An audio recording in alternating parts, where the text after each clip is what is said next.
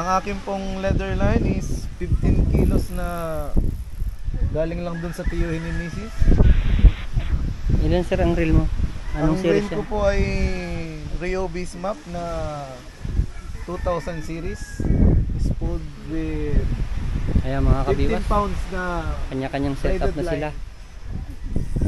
Manluluko lang ng isda ang mga yan. Papainan ng peke. Lalo na itong isang ito, may dala pa itong pana. Sir, baka naman. Oh. Andito kami mga kabiwas ngayon sa Apwaw Island. Kasama natin ang mga kabiwas from Camarines Norte Anglers Group.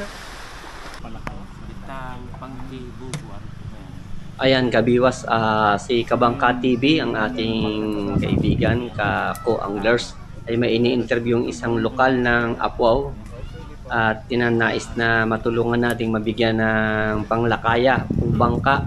Ilalapitan sa ating mga kaibigan, mga kabiwas. Medyo mahina yung sibadan kanina sa casting, kaya minabuti namin mag-bottom fishing. Mabuti na lang may mga dala kaming pang bottom.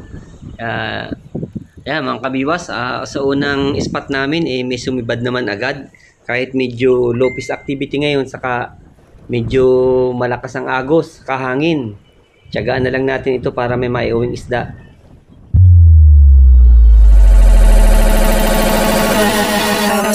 With me.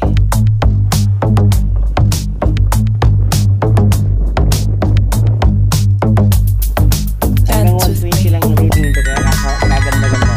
Ramdam na ramdam. Ako yata. Kala ko ikaw lang ha.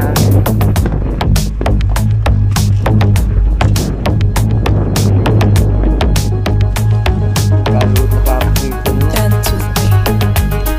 Pagpagpagpag ko ng camera. Ayos na yan.